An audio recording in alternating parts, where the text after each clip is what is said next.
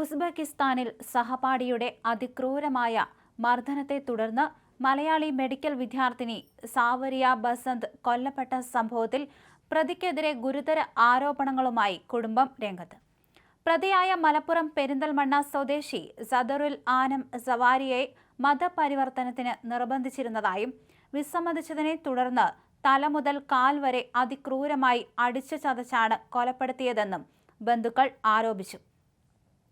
പ്രതി നിലവിൽ ഉസ്ബെക്കിസ്ഥാൻ പോലീസിന്റെ കസ്റ്റഡിയിലാണ്. ഹരിപ്പാട് പിലാപ്പുഴ പുതുക്കാട്ട് സുപ്രഭ ഭവനിൽ ബസന്ത് മിനി ദമ്പതികളുടെ മകളായ സാവരിയ ബസന്തും പ്രതി സദറുൽ ആനമും ഉസ്ബെക്കിസ്ഥാനിലെ ഗുബാറ സ്റ്റേറ്റ് മെഡിക്കൽ യൂണിവേഴ്സിറ്റിയിലെ വിദ്യാർത്ഥികളാണ്. വ്യാഴാഴ്ച പുലർച്ചെയോടെ കൊച്ചിയിലെത്തിച്ച സാവരിയയുടെ മൃതദേഹം ആലപ്പുഴ വണ്ടാനം മെഡിക്കൽ കോളേജിൽ പോസ്റ്റ്മോർട്ടം നടപടികൾക്ക് വിധേയമാക്കി. ഉസ്ബെക്കിസ്ഥാൻ പോലീസ് നൽകിയ പ്രാഥമികമായ റിപ്പോർട്ടിൽ തലക്കേറ്റ പരിക്ക് മാത്രമാണ് മരണകാരണമായി രേഖപ്പെടുത്തിയിരിക്കുന്നത്.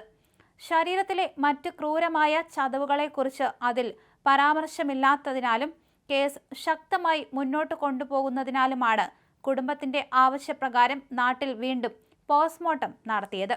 പ്രതിയായ സദറുൽ ആനം മുൻപും സാവരിയെ പലതവണ ഉപദ്രവിച്ചിരുന്നതായി സഹപാഠികളെ ഉദ്ധരിച്ച് കുടുംബം സംശയം പ്രകടിപ്പിച്ചു.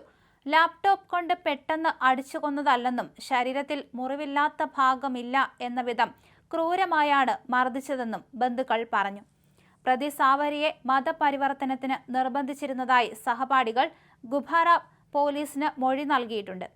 ആക്രമണത്തിന് ശേഷം പെൺകുട്ടി താഴെ വീണു പരിക്കേറ്റു എന്നാണ് പറഞ്ഞത്.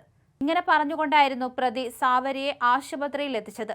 ആദ്യം ഇയാൾ കുറ്റം സമ്മതിക്കാൻ തയ്യാറായിരുന്നില്ല.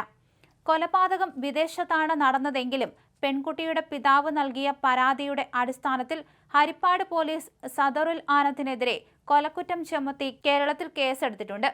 ഇന്ത്യയും ഉസ്ബെക്കിസ്ഥാനും തമ്മിലുള്ള നയതന്ത്ര കരാർ അനുസരിച്ച് ഇരയും പ്രതിയും ഇന്ത്യൻ പൗരന്മാരായതിനാൽ കേസ് ഇന്ത്യക്ക് വിട്ടു നൽകാൻ ആവശ്യപ്പെടാം.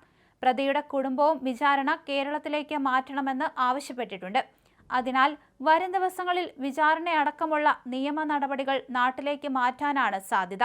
പോസ്റ്റ്മോർട്ടം നടപടികൾക്ക് ശേഷം വൈകുന്നേരം 4 മണിയോടെ സാവരിയുടെ മൃതദേഹം വീട്ടുവളപ്പിൽ സംസ്കരിക്കുകയും ചെയ്യും. എന്തായാലും ക്രൂരമായ മർദ്ദനമാണ് പെൺകുട്ടിക്ക് ഏറ്റുവാങ്ങേണ്ടി വന്നിരിക്കുന്നത്.